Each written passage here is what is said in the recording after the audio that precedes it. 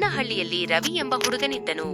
ಹಗಲಿನಲ್ಲಿ ಎಲ್ಲರ ಮುಂದೆ ನಗುತ್ತಿದ್ದ ಅವನು, ಆದರೆ ರಾತ್ರಿಯಾದಾಗ ಒಂಟಿಯಾಗಿ ಅಳುತ್ತಿದ್ದನು.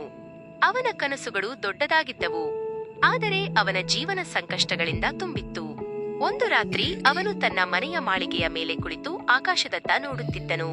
ಅವನು ಮೆಲ್ಲಗೆ ಪಿಸುಗುಟ್ಟಿದನು, ನನ್ನ ಜೀವನ ಏಕೆಂತಿದೆ. ಅಷ್ಟರಲ್ಲಿ ಅವನ ತಾಯಿ ಬಂದು ಅವನ ಪಕ್ಕದಲ್ಲಿ ಕುಳಿತರು. ಅವರು ಪ್ರೀತಿಯಿಂದ ಹೇಳಿದರು, ಮಗನೇ, ಚಂದಿರ ಕೂಡ ಅತಿ ಹೆಚ್ಚು ಹೊಳೆಯುವುದು ಕೇವಲ ಕತ್ತಲೆಯ ರಾತ್ರಿಯಲ್ಲಿ ಮಾತ್ರ. ನಿನ್ನ ಈ ಹೋರಾಟಗಳು ನಿನ್ನ ಯಶಸ್ಸಿನ ಒಂದು ಮುನ್ಸೂಚನೆ ಅಷ್ಟೇ. ಆ ರಾತ್ರಿ ರವಿ ತನ್ನ ಕಣ್ಣೀರನ್ನು ಒರೆಸಿಕೊಂಡು ಧೈರ್ಯದಿಂದ ಒಂದು ಮಾತು ಹೇಳಿದನು, ನಾನು ಸೋಲುಪ್ಪುವುದಿಲ್ಲ.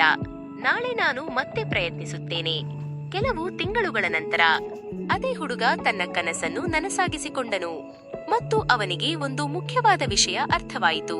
ರಾತ್ರಿ ಎಷ್ಟೇ ಕತ್ತಲೆಯಾಗಿದ್ದರೂ ಮುಂಜಾವು ಬಂದೇ ಬರುತ್ತದೆ.